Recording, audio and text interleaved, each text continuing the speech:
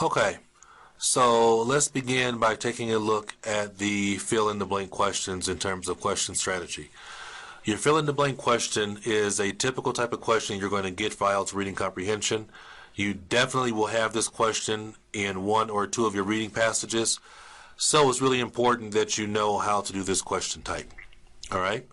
So the fill-in-the-blank question will require you to write in words, one or two words, from the sentence in the passage that goes on the blank line. Normally the way it works is the correct answer choice is going to connect with the words that are right before the blank line or the words that are right after the blank line. So it's really important to be aware of those words when you are trying to do this question. The fill-in-the-blank question focuses on two types of things: your ability to scan and locate the sentence that the question comes from, and also synonym recognition of the words that come before or after the blank line, because that's what your answer is going to connect to. And when I go through a couple of examples, I think you're going to understand this a little bit better in terms of doing it. All right, this is what a typical fill-in-the-blank question will look like. We're going to be going over this question a little bit later on. In terms of our basic strategy when it comes to the fill-in-the-blank question, understand that this question goes in order. That's really important to know. It goes in order. That means that after number one, you'll find number two. After number two, you'll find number three. Number three is located in between number two and number four.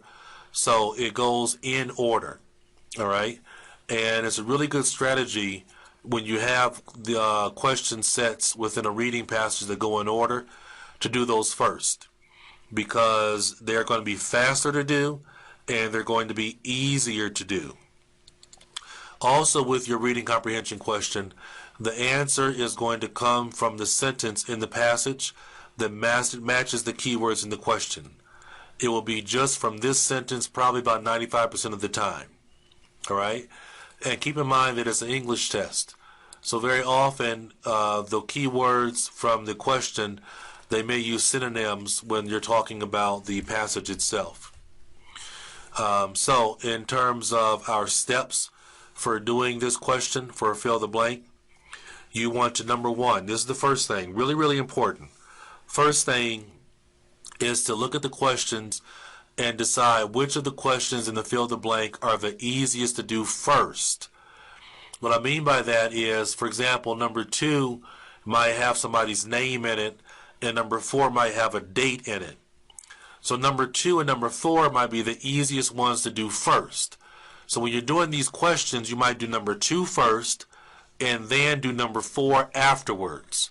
The reason why you would do that is, number one, you can scan and find where that answer is faster, and also because you know this question goes in order, if you find number two very quickly, you know number one comes right before that. And if you know where number four is, you know number three is right before that and after number two. So you want to make sure that you do the questions that are easiest to do within a fill-in-the-blank question set first. Right? Do the ones that are easiest to do first. All right? Step number two, you have to look at the question and choose the keywords from the question. Normally that's going to be our subject, verb, or object. All right? And then step number three, you want to scan and locate those keywords for that question in the passage. And then afterwards, read that sentence, and then quickly look at the question, and in particular look at the words that come before and after the blank line. Look at that sentence in the passage where you have the question. Look at that sentence. Locate the words that come before or after the blank line in the question, and then you'll always know where the answer is. You will always know what the answer is if you can find the correct sentence in the passage and the keywords from the question that are before or after the blank line. You will always be able to find the answer for a fill-in-the-blank question. And like I said, it will become more clear for you when we go through the examples and you see exactly what I'm doing and how I do it, and then you can do the same thing for the IELTS exam.